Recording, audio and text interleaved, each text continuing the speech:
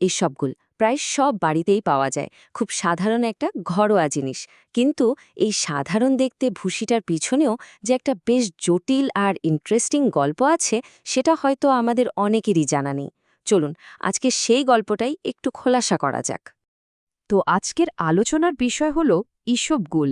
দেখে মনে হয় খুবই সহজ সরল একটা জিনিস, তাই না?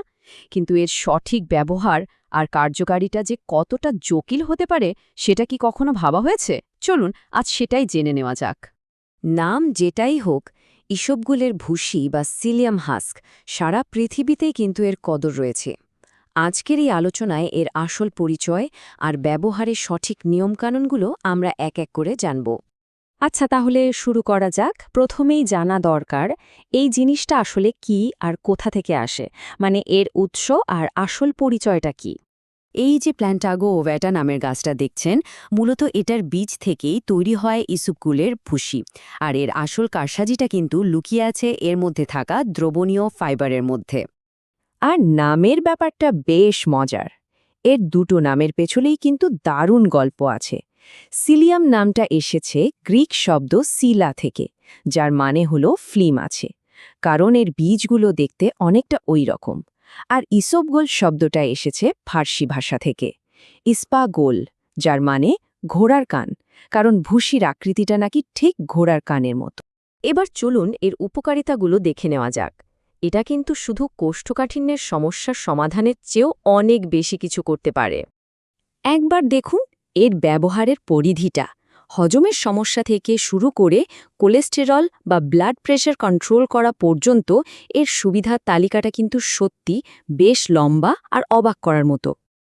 আর এখানেই হলো আসল কথা, কিভাবে এটা তৈরি করা হচ্ছে তার উপর এর কার্যকারিতা পুরোপুরি নির্ভর করে। যেমন ধরুন, কোষ্ঠকাঠিন্যের জন্য এটাকে পানিতে গুলে খেতে হবে, কিন্তু ডায়রিয়া হলে দইয়ের সাথে মিশিয়ে খেলে সেটা উল্টো কাজ করে। আবার অ্যাসিডিটির জন্য ঠান্ডা দুধের সাথে খেলে আরাম পাওয়া যায়। তার মানে একই জিনিস, কিন্তু বানানোর পদ্ধতির ওপর নির্ভর করে ফলটা একদম বদলে যায়। এবার একটা জরুরি বিষয় নিয়ে কথা বলা যাক। বাজারে তো অনেক রকম ইসবগুল পাওয়া যায়, কিন্তু সবগুলোর মান তো আর একরকম না। তাহলে একজন সচেতন ক্রেতা হিসেবে কি কি বিষয় দেখে কেনা উচিত? ভালো মানের ইসবগুল চেনার জন্য মূলত ৩টা সহজ জিনিস খেয়াল রাখতে হবে। ১.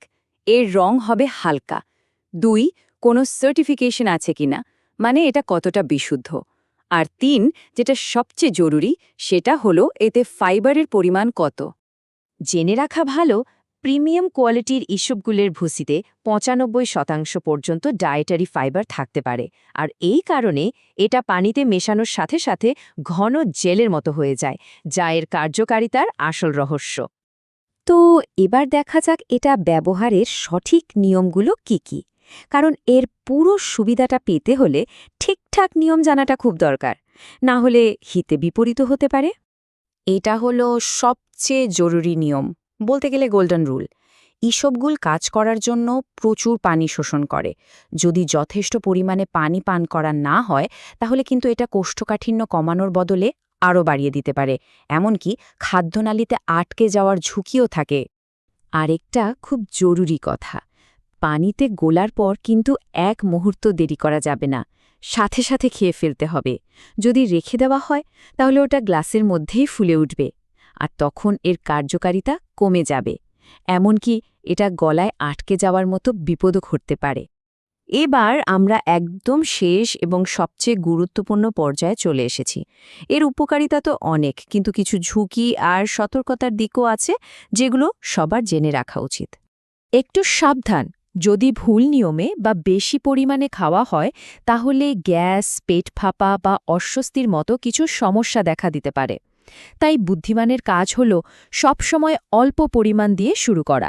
এসবগুলো কিন্তু কিছু ওষুধের কার্যকারিতা কমিয়ে দিতে পারে, যেমন অ্যাসপিরিন বা কার্বামাজেপিন, কারণ এটি শরীরে ওষুধের শোষণ প্রক্রিয়াকে ধীর করে দেয়। তাই নিয়ম হল যে কোনো ওষুধ খাওয়ার অন্তত ২ ঘন্টা আগে বা পরে এসবগুলো খাওয়া উচিত। গর্ভাবস্থায় এর ব্যবহার নিয়ে একটা সূক্ষ্ম বিতর্ক আছে।